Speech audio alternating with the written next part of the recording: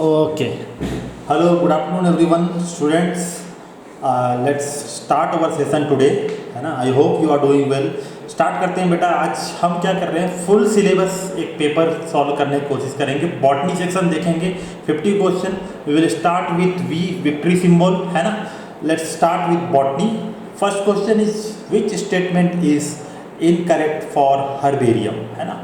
Herbarium बेटा आप पढ़े हो फर्स्ट चैप्टर में, act as a quick referral system. हाँ बिल्कुल सही, उसमें इंफॉर्मेशन होते हैं सबमिट करने वाले का, प्लांट का साइंटिफिक लोकल एवरी नेम वहाँ पे होता है। ड्राई गार्डन है, हाँ ड्राई करके रखते हैं, बिल्कुल सही है। Store house of collected animal specimen, specimen animal के लिए नहीं है बेटा, ये प्लांट के लिए है। लास्ट ऑप्शन देखो, dried pressed and preserved plant specimen on seat, herbarium seat में सेव करके रखते हैं, उसका भी कुछ स्पेसिफिक डायमीटर लेंथ होता है। तो ये तीन आपको सही है।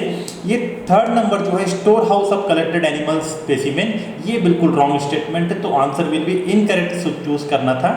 So your answer will be third, है ना। Next question is which option is not related with mycoplasma, है ना। सो 0.3 माइक्रोमीटर साइज, ओके, इस माइक्रोमीटर साइज में होगा and it will be less than 1, so 0.3 is fine. Facultative anaerobic है, ये भी ठीक है। Lacks cell membrane, cell membrane तो होता है, सेल वॉल नहीं होता है ना। लेक्स सेल वॉल नहीं होता है, ठीक है। तो सेल मेम्ब्रेन गलत ही है, not related, yes. So option number third आ जाएगा, lacks cell membrane. Pathogenic to plants and animal, yes. Mycoplasma do cause different disease in plants and animal, ये भी सही है। फर्स्ट एंड सेकंड भी सही है, तो यहाँ पे भी ऑप्शन क्या ले लेंगे अपन, थर्ड ले लेंगे, ठीक है। नेक्स्ट क्वेश्चन, आपको डायग्राम दिया हुआ है सेकंड चैप्टर बायोलॉजिकल क्लासिफिकेशन से। आपको पहला वाला तो पहचान में आ रहा होगा, फ्लैजेला लटका हुआ, एक लॉन्गिट्यूडनल एक ट्रांसवर्स होता है, तो डायनोफ्लैजिलेट है। एंड दूसरा वाला क्या है बेटा, क्लेमाइडोमोनास, है ना। तो दूसरा वाला क्लेमाइडोमोनास तो नहीं, डायनोफ्लैजिलेट के साथ में स्लाइम मोल्ड, ये ठीक है। स्लाइम मोल्ड है ये बेटा, ये डायग्राम आपको दिया हुआ है एनसीईआरटी में स्लाइम मोल्ड का। तो आंसर क्या हो जाएगा, 103 का 4। Question number 104, find out incorrect match. So you have different fungi का क्लासिफिकेशन, आपको एग्जाम्पल दिया हुआ है, तो वहाँ से आपको चूज करना है कि इनकरेक्ट कौन सा है। तो फाइकोमाइसिटिस राइजोपस बिल्कुल सही है। फाइकोमाइसिटिस में राम मतलब राइजोपस एल्बुगो म्यूकर आते हैं, है ना। एस्कोमाइसिटिस क्लेविसेप्स न्यूरोस्पोरा, ये भी सही है। थर्ड नंबर बेसिडोमाइसिटिस में अल्टरनेरिया दिया हुआ है। अल्टरनेरिया बेटा आपको मिलेगा ड्यूटेरोमाइसिटिस में, बेसिडोमाइसिटिस में दे दिया है यहाँ पे, तो गलत दे दिया है, तो ऑप्शन तो पकड़ा में आ गया, इनकरेक्ट 104 का 3 है। ड्यूटेरोमाइसिटिस में ट्राइकोडर्मा, ये सही दिया हुआ है। ड्यूटेरोमाइसिटिस में आपको ट्राइकोडर्मा अल्टरनेरिया मिलते हैं, तो आंसर हो जाएगा यहाँ पे थर्ड नंबर, ठीक है। Okay, let's move to question number 105। Which of the following statement are true about marchantia. So marchantia bryophyte से बिलोंग करते हैं। Thallus is liver shaped, yes, इनको लिवर वॉर्ड भी बोलते हैं हम, है ना। तो लिवर शेप का थैलेस होता है इनका। Dorsal surface of thallus bear gemma cup and ventral surface of thallus bear rhizoids and scales, हाँ सही है। वेंट्रल आपको वेंट्रल सरफेस में राइजोइड्स दिखते हैं विथ स्केल्स, एंड गेमा कप आपको एसेक्सुअल रिप्रोडक्शन के लिए आपको डोर्सल सरफेस में दिखता है, ये भी ठीक है। And sporophyte is made up of foot, seta and capsule, ये भी सही है। तो आपका ये तीनों ऑप्शन सही है, तो चौथा में ऑल ऑफ द अबव दिया हुआ है, तो आपका आंसर हो जाएगा 105 का 4, ठीक है। Question number 106, which one of the following statement is not true for bryophytes. They are called amphibians of the plant kingdom, बिल्कुल सही है, नॉट ट्रू पूछा है ना। So they show photosynthetic nature, हाँ फोटोसिंथेटिक दिखाते हैं, प्लांट किंगडम में रखें इनको। The zygote undergo meiosis and then produce sporophyte, ये गलत है ना। जाइगोट में मियोसिस होके स्पोरोफाइट नहीं बनता है, गेमिटोफाइट बनता है वहाँ पे, है ना। तो ये ऑप्शन गलत दिया हुआ है, छठवां नंबर वाला, ठीक है। तो गेमिटोफाइट इनका मेन प्लांट बॉडी होता है जो मियोसिस होके बनता है, ठीक है। तो ऑप्शन नंबर थर्ड गलत है स्टेटमेंट। देर ऑप्शन नंबर फोर्थ देख लेते हैं, spore germinates and produces gametophyte, तो फोर्थ नंबर सही है। मियोसिस होके स्पोर्स बनेगा और प्रोड्यूस करेंगे क्या, गेमिटोफाइट, तो थर्ड ऑप्शन यहाँ पे गलत हो गया, आंसर हो जाएगा third. Question number 107, the fruit pulp is generally made up of. Fruit pulp किसका बना होता है? तो जनरली फ्रूट पल्प किसका बना होता है बेटा? पैरेन्काइमा का बना होता है ना। मोस्ट बल्क फॉर्मिंग टिश्यू होते हैं, तो फ्रूट पल्प आपका पैरेन्काइमा का बना हुआ है। 108 आपको डाइकोटिलेडोन सीड का स्ट्रक्चर दिया हुआ है, आपको पहचानना है क्या क्या क्या है। ए बी सी दिया हुआ है, तो ए आपके पास क्या हो जा रहा है? कॉटिलेडन हो जा रहा है। ए कॉटिलेडन आपको फोर्थ ऑप्शन में दिख रहा है, सीधा सीधा पता चल रहा है कि ऑप्शन नंबर 4 हो जाएगा। बी आपको प्लीम्यूल है ना।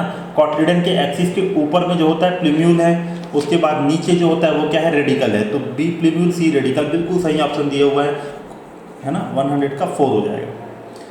क्वेश्चन नंबर 109 आपको डिफरेंट फैमिली दिए हुए हैं। Which one of the following option gives the correct categorization of 6 plant according to their family. तो आपको तीनों फैमिली के अंदर एग्जाम्पल्स दिए हुए हैं, आपको पहचानना है कि सही एग्जाम्पल कौन सा है ना। तो देखो फैबेसी के अंदर टोमेटो तो नहीं आने वाला भैया, तो पहला ऑप्शन तो गड़बड़ है। दूसरा ऑप्शन देखें, फैबेसी के अंदर सोयाबीन सेसबेनिया आएगा, ठीक है। लिलिएसी में टोमेटो, लिलिएसी में क्या है? लिलिएसी में टोमेटो नहीं आया, टोमेटो तो भैया सोलेनेसी। तो सेकंड ऑप्शन यहाँ सही था, बट यहाँ गड़बड़ होगी, तो इसको भी छोड़ो। थर्ड ऑप्शन देखो, सोयाबीन सेसबेनिया फैबेसी में ठीक है। लिलिएसी में लिली और ग्लोरियोसा, ये भी ठीक है।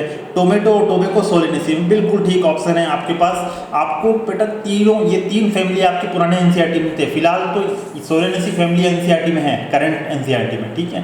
बट लगभग जितने एग्जाम्पल्स आप डिफरेंट चीज़ में पढ़ते हो, एस्टिवेशन है ना, स्टेमन्स, ये सब कंडीशन में आपको ये सब फैमिली भी कवर हो जाता है। तो आपको इसको लेके ही चलना है फिलहाल, और एग्जाम्पल्स तो आपको बिल्कुल याद रहना चाहिए मगअप करके, ठीक है। तो ऑप्शन नंबर 3 हो जाएगा यहाँ पे। क्वेश्चन नंबर 1110 है ना, 110। तो यहाँ पे क्या बोला? Microtubules and microfilaments are composed of which type of protein. तो माइक्रोट्यूब्यूल बेटा आपका जो स्पिंडल फाइबर ट्यूब्यूल्स बनता है वो ट्यूबुलिन प्रोटीन का बना होता है, और माइक्रोफिलामेंट बना होता है एक्टिन का। तो पहले ही ऑप्शन सही मिल जा रहा है, ट्यूबुलिन एंड एक्टिन का। फ्लैजिलिन का नहीं, फ्लैजिलिन का फ्लैजिला बना होता है यूकैरियोट्स में, और नहीं प्रोकैरियोट्स में, सॉरी। और एक्टिन एंड ट्यूबुलिन गलत, ट्यूबुलिन एंड डाइनिन नहीं, क्लियर है। तो आपका आंसर आ जाएगा पहला नंबर। 111 देखेंगे, a few chromosome having small fragment called satellite have. Satellite chromosome में बेटा सेकेंडरी कंस्ट्रक्शन देखने को मिलता है आपको, है ना। तो सेकेंडरी कंस्ट्रक्शन क्या होता है ये भी आपको याद रखना है कि प्राइमरी कंस्ट्रक्शन तो आपका सेंट्रोमियर हो गया। सेकेंडरी कंस्ट्रक्शन जो ऐसे क्रोमोसोम बना होता है, ऊपर में एक छोटा सा और निकला होता है ना। आपको एनसीईआरटी के एक डायग्राम में दिया हुआ है ये, और वो बेटा यू क्रोमेटिन रीजन होता है, तो स्टेन भी नहीं होता है सेकेंडरी कंस्ट्रक्शन, है ना। यू क्रोमेटिन बोलने से दे आर कोडिंग पार्ट। तो आपका आ जाएगा यहाँ पे कौन सा आ रहा है? Staining, non staining secondary construction at constant location. Non staining, stain नहीं होता है बेटा। प्राइमरी कंस्ट्रक्शन स्टेन होता है, सेकेंडरी कंस्ट्रक्शन स्टेन नहीं होता है, because they are euchromatic in nature. Okay, question number 112, which of the following order is correct for chromosome according to arm index ratio Q/P, है ना। Q I believe is bigger fragment, और P जो होता है वो smaller size का होता है ना। मतलब आपको जैसे ये क्रोमोसोम है तो बीच में सेंट्रोमियर है, तो एक साइड अगर बड़ा है तो उसको बोलते हैं P, और Q बोलते हैं Q। और जो छोटा साइड होता है, जिस साइड छोटा सा क्रोमोसोम है सेंट्रोमियर के साइड में, वो अपना क्या होता है? P। तो Q/P आपको देखना है। तो ऑफकोर्स एक्रोसेंट्रिक क्रोमोसोम में एक साइड काफ़ी बड़ा होता है क्योंकि सेंट्रोमियर कॉर्नर में होता है ना। तो एक्रोसेंट्रिक में Q बड़ा होगा, तो Q/P रेशियो क्या होगा? सबसे बड़ा होगा इसका। सब मेटासेंट्रिक में दूसरा नंबर, और मेटासेंट्रिक में सेंटर होता है, तो Q/P दोनों इक्वल हो जाते हैं, डिवाइड करोगे 1 आ जाएगा। सबसे ज़्यादा यहाँ तो ऑप्शन नंबर आ जाएगा 112। याद रखना है आपको बेटा कि Q जो फ्रेगमेंट है that is larger fragment, centromere के दोनों साइड में होगा ना, एक इस साइड होगा, एक इस साइड होगा। तो जो साइड बड़ा है उसको अपन बोलते हैं Q, और जो साइड छोटा है उसको बोलते हैं P। Question number 113, select the correct match. S phase DNA replication बिल्कुल सही है, पहले ही पकड़ में आ जा रहा है, बाकी देखने का जरूरत ही नहीं है, क्यों दिमाग लगाना है। फिर भी देख लेते हैं। जाइगोटीन काइजमेटा बिल्कुल गलत दिया हुआ है। जाइगोटीन में bivalent tetrad formation. Diplotene crossing over, crossing over तो पैकेटिन में होता है, ये भी गलत। Meiosis both haploid cell, both haploid and diploid cell, नहीं, गड़बड़ दिया हुआ है। Question number 114, when a cell is placed in a hypotonic solution it swells. Hypotonic solution में रखे तो पानी यहाँ से यहाँ जाएगा, बिल्कुल ठीक है। High DPD of cell allows entry of water. DPD मतलब डिफ्यूजन प्रेशर डेफिशिएंट, इसको बोलते हैं सेल का प्यास, है ना, thirst of the cell. DPD का एक कॉमन लैंग्वेज में बोलते हैं बेटा अपन, thirst of the cell, cell की प्यास कितनी है। सेल की प्यास अगर सेल में हाइपरटोनिक सॉल्यूशन है, हाइपर मतलब कंसंट्रेशन ज़्यादा है, एंड आउटसाइड एनवायरनमेंट में हाइपोटोनिक है, तो ऑफकोर्स सेल का प्यास ज़्यादा होगा, सेल के अंदर पानी मूव करेगा हाइपोटोनिक से हाइपरटोनिक। तो पहला ऑप्शन भी, पहला असर्शन भी सही है एंड रीजन भी सही है, क्योंकि सेल हाई डीपीडी होने के कारण cell allows the entry of water increasing it turgidity, है ना, स्वेल होके जो सेल वॉल पे प्रेशर लगेगा that is known as turgidity. तो ये सही है। तो assertion and reason are true and the reason is the correct explanation of the assertion. ये आपका आंसर हो जाएगा option number 1। Question number 115, select the wrong statement with respect to glycolysis. Okay, let's check. It occurs outside mitochondria, हाँ ठीक है, outside mitochondria होता है, बिल्कुल साइटोप्लाज्म में होता है। It is a common between anaerobic and aerobic respiration, ठीक है, बिल्कुल एनारोबिक में भी एक कॉमन पाथवे है। सबसे पहले तो ग्लाइकोलाइसिस ही होना है, उसके बाद हम देखते हैं फेट ऑफ पायरुवेट, तो वहाँ से चालू होता है एरोबिक एनारोबिक, तो दोनों बताइए, बिल्कुल सही है। Glucose undergo partial oxidation to form 2 molecules of pyruvic acid, बिल्कुल ठीक है बेटा, पार्शियल ऑक्सीडेशन होता है आपके पास ग्लूकोज में जो अल्कोहल ग्रुप है that converts into the acidic group, तो दैट इज ऑक्सीडेशन, है ना, बिल्कुल सही। Total 2 ATP are directly synthesized during glycolysis. तो total 2 ATP are directly, total 2 नहीं, total 4 ATP are directly synthesis कितना होता है पूछ रहा है आपको, तो 4 ATP होता है। अगर आपको अलग से कंज्यूम होता है बोलता है, उसके बाद फाइनल बोलता है तब 2 ATP होता है, बट यहाँ पे स्टेटमेंट आपको बड़े ध्यान से देखना है कि total 2 ATP are directly synthesized तो 4 ATP होता है। तो क्वेश्चन ऑप्शन हो जाएगा 4th नंबर रॉन्ग है, ठीक है। Question number 116, an environment is facing less availability of both CO2 and light. CO2 और लाइट दोनों कम है बेटा। When light intensity was increased there was no change in the rate of photosynthesis, but when CO2 concentration was increased the rate of photosynthesis increased. This shows that, सीधा सीधा समझ में आ रहा है कि पहले CO2 और लाइट दोनों नहीं थे, बट जब आपने लाइट को बढ़ाया, है ना, दोनों पहले कम थे, लेस अवेलेबल थे, बट जब आपने लाइट को बढ़ाया तो फोटोसिंथेसिस में कोई फर्क नहीं पड़ रहा है। लेकिन आप जब CO2 को बढ़ा रहे हो तो फोटोसिंथेसिस इंक्रीज हो रहा है, इसका मतलब CO2 was a limiting factor. Clear? तो ऑप्शन नंबर में 3 में दिख रहा है आपको, here CO2 is an limiting factor, इसीलिए हो रहा है ऐसा, ठीक है। Question number 117, select the correctly matched pair. Zinc helps to maintain the ribosome structure. नहीं, जिंक का कोई रोल नहीं है भैया, मैग्नीशियम का रोल होता है वहाँ पे। Magnesium constitute of the chlorophyll, है ना, तो ये तो ठीक लग रहा है, क्लोरोफिल में मैग्नीशियम आयन होता है सेंटर में, बिल्कुल सही है। तो करेक्ट पेयर मैच करना था, आपको मिल गया 2nd number, magnesium constitute of the chlorophyll, ठीक है। उसके बाद आपको दिया calcium plays a role in the opening and closing of stomata. नहीं, कैल्शियम नहीं, पोटेशियम का रोल होता है इसमें, ठीक है, तो आप समझ जाओगे। चलो question number 118, promote nutrient mobilization, overcome the apical dominance, lateral shoot growth. ये सब किसका काम है? ये सब किसका काम है बेटा? साइटोकाइनिन का काम है ये तो, है ना। एपिकल डोमिनेंस का उल्टा काम कौन करता है? साइटोकाइनिन, लैटरल ग्रोथ, ये सब इसका काम है। और न्यूट्रिएंट मोबिलाइजेशन भी करता है ताकि ग्रोथ अच्छा हो, सीनेसेंस कम हो, right. Okay, question number 119, the hypobasal cell give rise to dash and dash, ठीक है। तो आपको हाइपोफाइसिल सेल से रेडिकल मिलेगा और हाइपोकोटाइल मिलेगा, क्लियर है। एक होता है एपीबेसल, आपको प्लांट ग्रोथ एंड डेवलपमेंट से क्वेश्चन है ये। एक होता है एपीबेसल, एक होता है हाइपोबेसल। हाइपोबेसल नीचे वाला, हाइपोकोटाइल और प्लूम्यूल, रेडिकल एंड हाइपोकोटाइल मिलेगा। और एपीबेसल से आपको एपीकोटाइल और प्लूम्यूल मिलता है। क्लियर है। तो अभी यहाँ पे हाइपोबेसल पूछा है तो आप आंसर ले लोगे 3 radicle and hypocotyl. Question number 120 cleistogamous flowers are present in Commelina, है ना, कोमेलिना ऑक्सिलिस कोमेलिना, यही एग्जांपल है क्लिस्टोगेमस फ्लावर के लिए, तो आंसर हो जाएगा Commelina. Question number 121 read the statement carefully.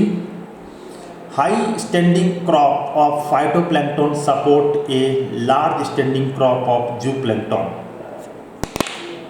High standing crop of phytoplankton support a large standing crop of जूप्लैंक्टन।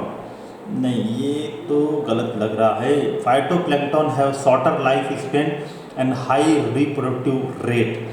तो लो स्टैंडिंग क्रॉप होता है बेटा फाइटोप्लैंक्टन का। जब भी आप एक समय में अगर जाके चेक करते हो standing crop at a moment, उस समय कितना बायोमास है, तो आप देखते हो कि फाइटोप्लैंक्टन का बायोमास किसी भी टाइम में कम होता है कंपेयर टू जूप्लैंक्टन। जूप्लैंक्टन का स्टैंडिंग क्रॉप थोड़ा ज़्यादा होता है, लार्ज स्टैंडिंग क्रॉप होता है जूप्लैंक्टन का। तो low standing crop of phytoplankton support a large standing crop of zooplankton, ऐसा होता तो सही होता, लेकिन यहाँ पे हाई लिख दिया है ना, तो ये गलत है। Phytoplanktons have a shorter life span and high reproductive rate, तो इसीलिए ये इतना जल्दी मल्टीप्लाई करते हैं, लाइफ इनका कम होता है, तो ये जल्दी मर जाते हैं। तो आप जब भी जाते हो देखने के लिए नंबर इनका कम मिलता है, बट फास्ट रिप्रोड्यूस कर रहे हैं, इसीलिए ये हाई स्टैंडिंग जूप्लैंक्टन के क्रॉप को सपोर्ट कर पाते हैं। क्लियर है। तो ऑप्शन बी स्टेटमेंट बी सही है, स्टेटमेंट 1 गलत है। तो only B is correct, only A B correct, only A correct, both A में ठीक है। तो ऑप्शन क्या आ जाएगा 1, only B is correct. Question number 122 maximum species diversity is found in tropical region, है ना, तो बिल्कुल सही है। ट्रॉपिकल रीजन में ही सबसे ज़्यादा डाइवर्सिटी मिलता है, इक्वेटर के नज़दीक में, है ना। Tropical regions had more evolutionary time and relatively constant environment. यही रीजन है बेटा जिसके कारण आपको डाइवर्सिटी ज़्यादा देखने को मिलता है, मैक्सिमम स्पीसीज देखने को मिलता है ट्रॉपिकल में, क्योंकि इवोल्यूशनरी टाइम ज़्यादा मिला, क्योंकि इन्वायरमेंट क्या था, कांस्टेंट रहता है इसे, ठीक है। तो सही है दोनों, है ना, एंड करेक्ट एक्सप्लेनेशन भी है। तो आंसर हो जाएगा 122 का 1। How many statements are correct, ठीक है। तो क्वेश्चन नंबर 123 इसको देखते हैं। Biomagnification is natural ageing of a lake by nutrient enrichment of its water, गलत।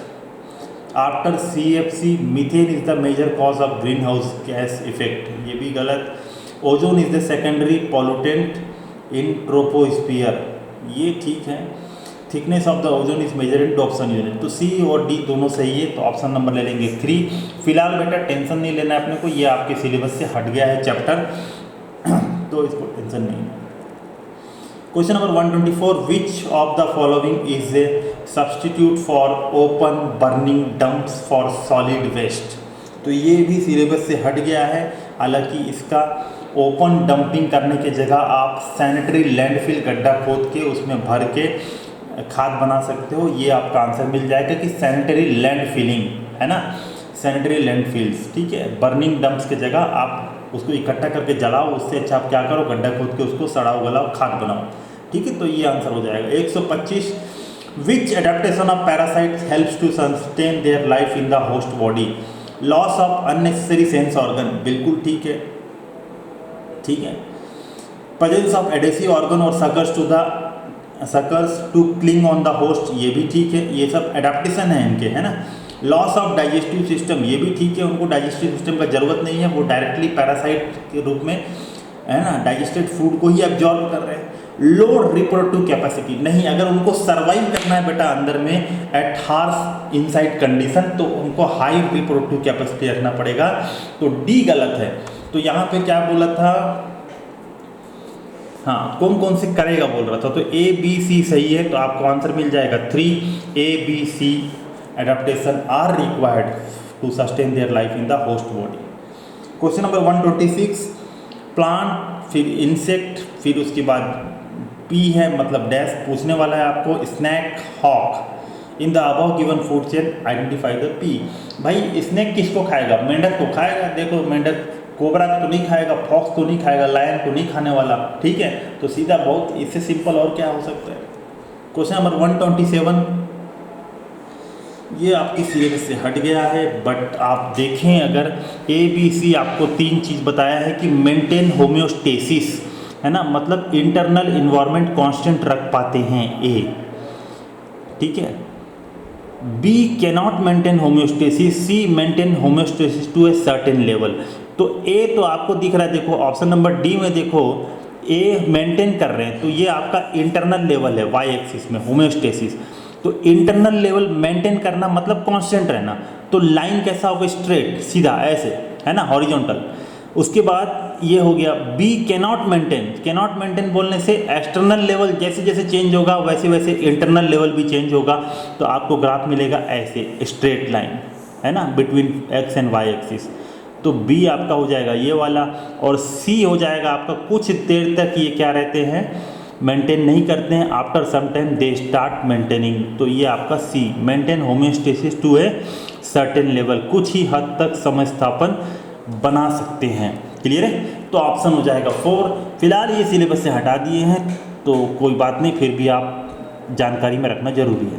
Question number 128, in most of the insect mechanism of sex determination is XO type, in bird female heterogamety is present.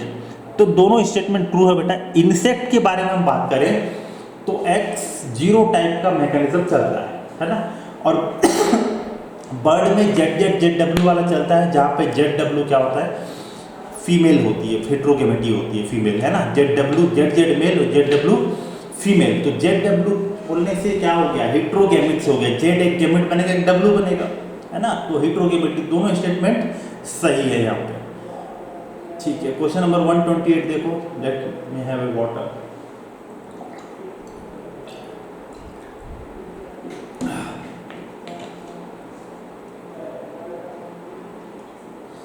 So which of the following cross give 9:3:3:1 phenotypic ratio?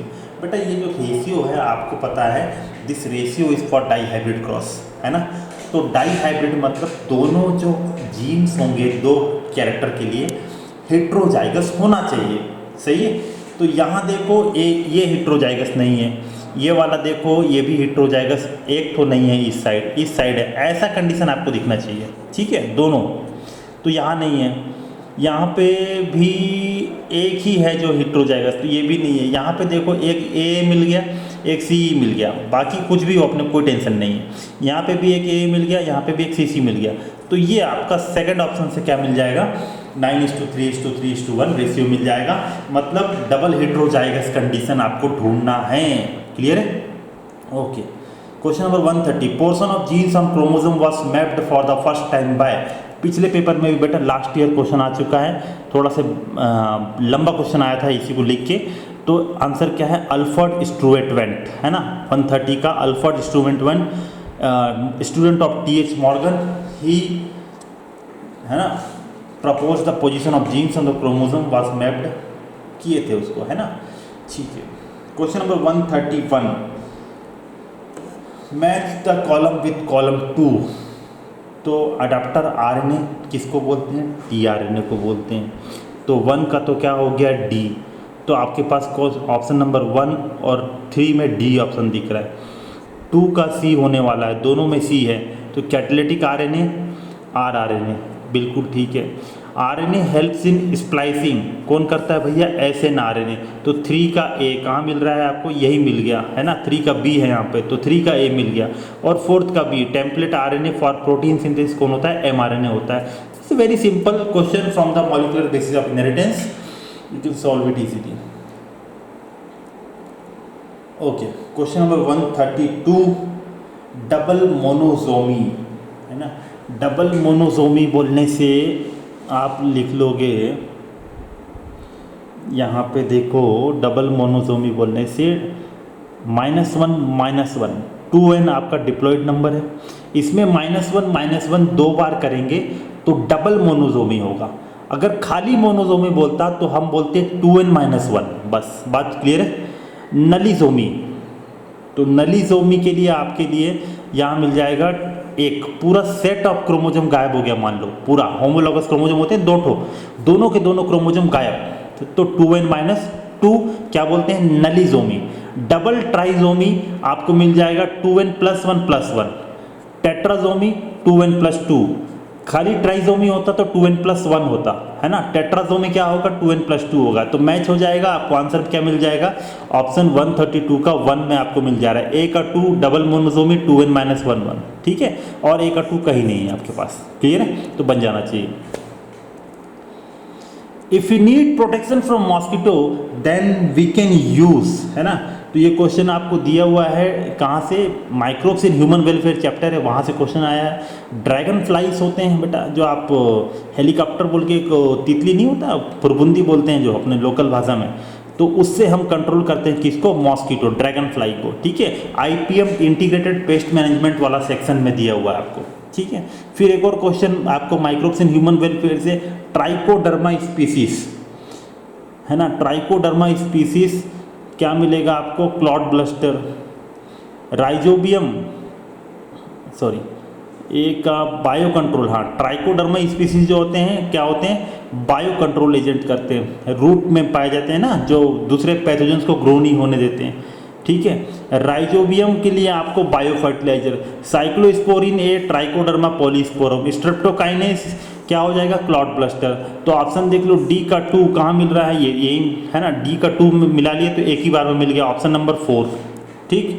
Question number 135, somatic hybrids are produced by, है ना, somatic hybrids are produced by fusion of isolated naked protoplast. Cell wall को आपको क्या करना है, digest करना है, सेलुलेस हेमीसेलुलेस से लेके उसके बाद जो आपको सेल मेम्ब्रेन के साथ जो सेल मिला आपका प्लांट सेल, वो आपका क्या है, नेकेड प्रोटोप्लास्ट है। उसको किसी भी 2 स्पीसीज का लेके आपको क्या करना है, फ्यूज करना है, that is known as somatic hybrid. Somatic cell लेके सेल वॉल को डाइजेस्ट करके यू हैव टू फ्यूज, तो fusion of isolated naked protoplast, ठीक है।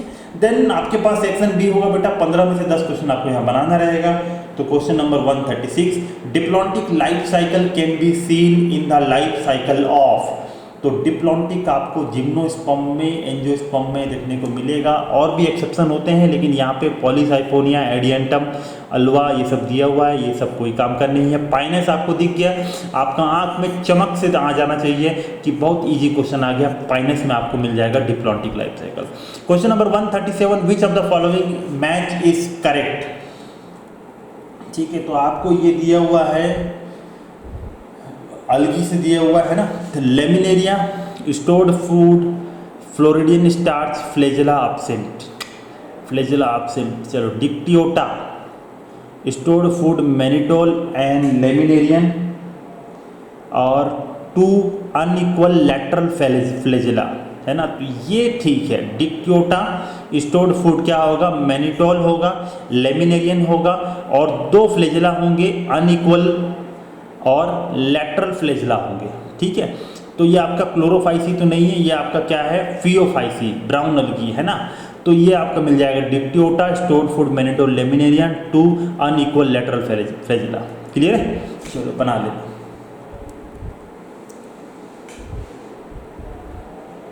क्वेश्चन नंबर 138, क्या करना है, how many tissue structure are the result of redifferentiation in dicot root. Redifferentiation होके बने हैं ऐसे कौन कौन से हैं, ठीक है। It's getting dark, okay. तो रीडिफ्रेंसिएशन बोलने से बेटा पहले तो डी डिफ्रेंसिएशन होगा, फिर सेकेंडरी मेरिस्टेम बनेगा। सेकेंडरी मेरिस्टेम से कौन कौन बने हैं वो आपको देखना है, ठीक है। तो इसमें से कितने स्ट्रक्चर हैं, चलो देखते हैं। इंट्राफेसिकुलर, इंट्राफेसिकुलर बेटा प्राइमरी कैम्बियम है, इसको छोड़ दो।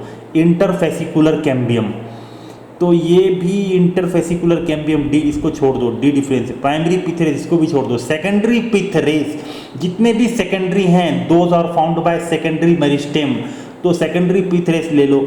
वस्कुलर कैम्बियम अभी छोड़ देते हैं फिलहाल। सेकेंडरी जाइलम ले लो, सेकेंडरी फ्लोएम ले लो, फेलम, फेलोडम, कॉर्केम, है ना, ये सब आ जाएगा। तो अपने पास कितना आ गया, सेकेंडरी ए पिथरेस 1 2 3 4 5 और 6, है ना, कॉर्केम में मिला। तो 138 का क्या आ जाएगा, ये ऑप्शन नंबर 2, दैट इज 6 ऐसे हैं जो कि रीडिफ्रेंसिएशन होके बने हैं। क्वेश्चन नंबर 139, क्या करना है इसमें, आपको फ्लोरल डायग्राम दिया हुआ है एंड फ्लोरल फार्मूला दिया हुआ है, मैच करना है आपको, ठीक है। तो देखो मैच करके आराम से। सबसे पहले तो ये बिल्कुल इधर दिख रहा है, हाँ ये तो एकदम सामने सही सही लग रहा है सब कुछ। ये आपको एपी पेटलस कंडीशन दिया हुआ है सोलेनेसी का, तो ये आपको दिख रहा है एंड्रोसियम पेटल से फ्यूज दिख रहा है और 5-5 नंबर में भी दिख रहा है, सब कुछ ठीक चल रहा है, तो ये ठीक है इसमें। उसके बाद इसको देखें, ई ब्रैकेट ये आपका किसका है, ब्रेजिकेसी का है। ये डायग्राम आपको एनसीईआरटी में दिया हुआ है ना। तो के 2+2 बिल्कुल सही, 2 बाहर 2 अंदर हैं। और कैलिक्स बताएं तो 4 है ना, टेट्रामेरस होते हैं, तो ये भी ठीक है। उसके बाद एंड्रोसियम 2+4, 2 बाहर की ओर है, 4 अंदर की ओर है, आपको दिख रहा होगा है ना, 4 अंदर की ओर दिख रहा है, 2 बाहर की ओर दिख रहा है, ये ठीक है, क्लियर, ये वाला ठीक है। तो ये आपको ऐसी याद रहना चाहिए। तो ए का 1, बी का 2, ऐसा तो आपको कहाँ दिख रहा है, यही में दिख रहा है, और सी का 3, जब इसके इससे मिल गया, ये इससे मिल गया, तो ये ऑटोमेटिक इससे मिल जाएगा, कोई दिक्कत नहीं है। 9+1 देख लो, यहाँ पे मिल गया 1+9, ठीक है। तो ये ठीक है, फैबेसी का है, ये ब्रेजिकेसी का है, और ये सोलेनेसी का है, ठीक है। तो आपको कंप्लीटली डायग्राम ये सब बिल्कुल है ना आँख के सामने इमेजिन रहना चाहिए हमेशा। Continuity of the cytoplasm is maintained by, continuity of the cytoplasm is maintained by ER tubules, है ना। क्या आंसर आ जाएगा, एंडोप्लाज्मिक रेटिकुलम की जो ट्यूब्यूल्स होते हैं, that helps in maintaining of continuity of cytoplasm. Choose the correct option,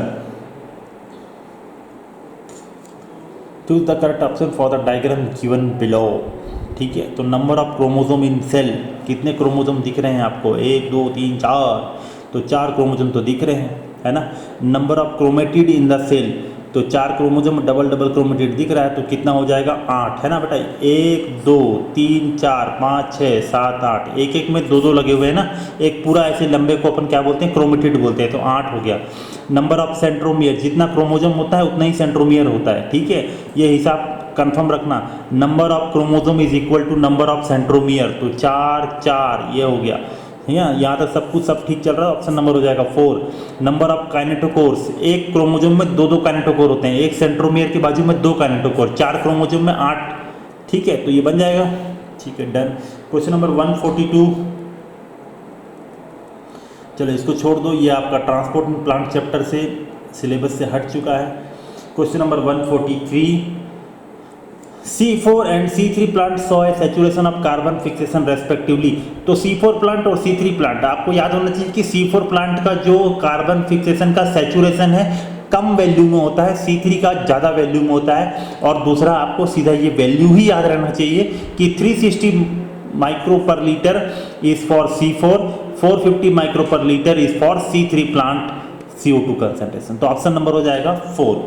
question number 144, During complete oxidation of fat, carbohydrate and protein, common intermediate is, तो ये आपको एम्फीबोलिक pathway respiration in plant chapter से आया है। Fat, carbohydrate और protein का common intermediate क्या है, तो एसिटाइल कोवे होता है। क्या होता है बेटा, एसिटाइल कोवे होता है कॉमन इंटरमीडिएट। पायरुवेट नहीं आने वाला बेटा फैट में, ठीक है, DHAP नहीं, फ्रुक्टोज 1,6 ये सब ग्लाइकोलाइसिस वाले आ गए, है ना।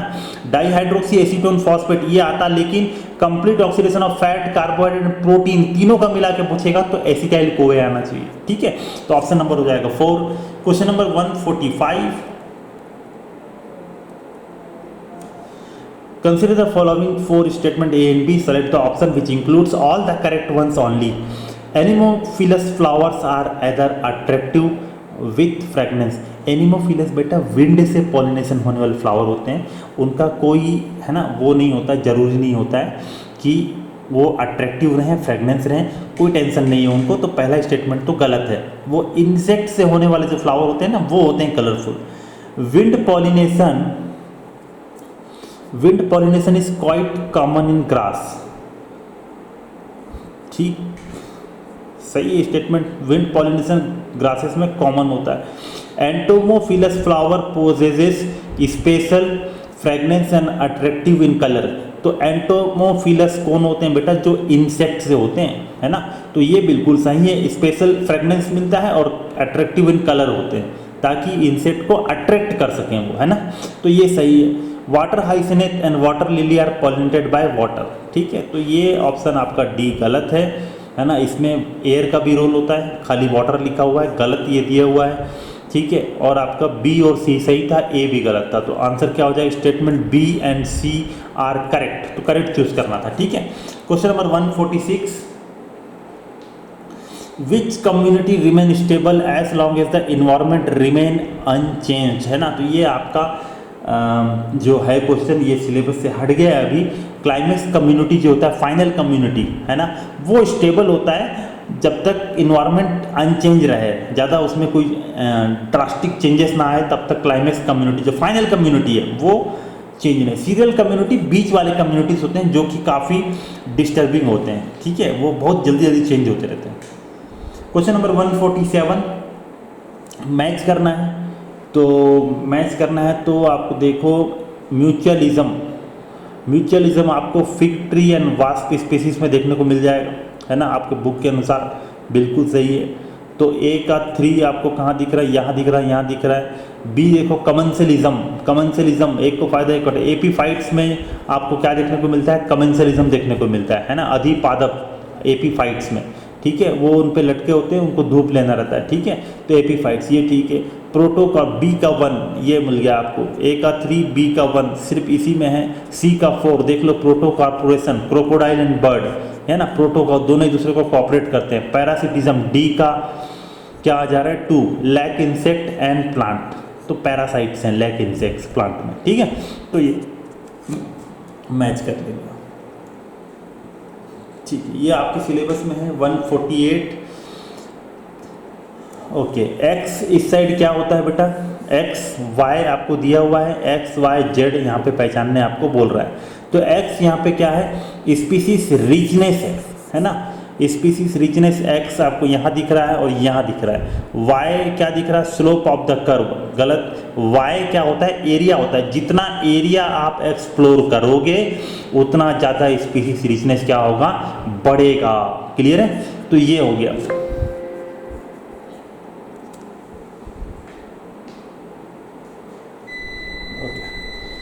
तो वाई एरिया हो गया, और जेड क्या होता है, स्लोप ऑफ द कर्व। ये जेड आपका फार्मूला में है, ठीक है। What is this Z, it's slope of the curve, A का पावर जेड है ना, ये स्लोप ऑफ द कर्व है, स्लोप कितना होता है, ठीक है। जितना ज़्यादा ऐसे ये क्या होगा, है ना, ये जितना ज़्यादा उठा हुआ होगा, स्टीपर होगा, उतना ज़्यादा स्पीसीज रिचनेस होता है। क्लियर है, okay. Question number 149, assume that there are 6 types of nitrogen bases are available and 40 types of amino acids are available for photosynthesis.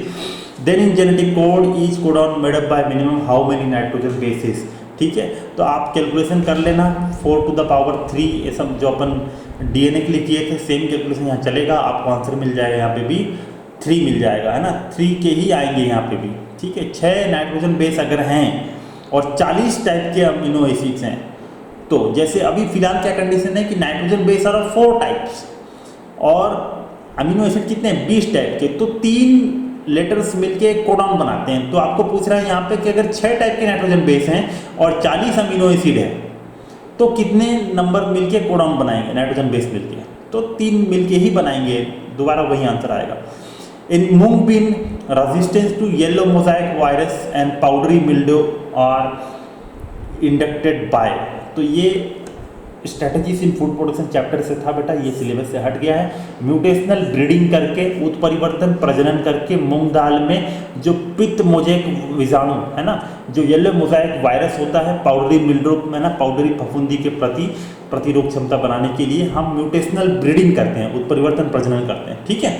तो इसी के साथ we have seen 50 question from the botany, आपका overall syllabus से, full syllabus से, for your preparation for the 5th of May, है ना।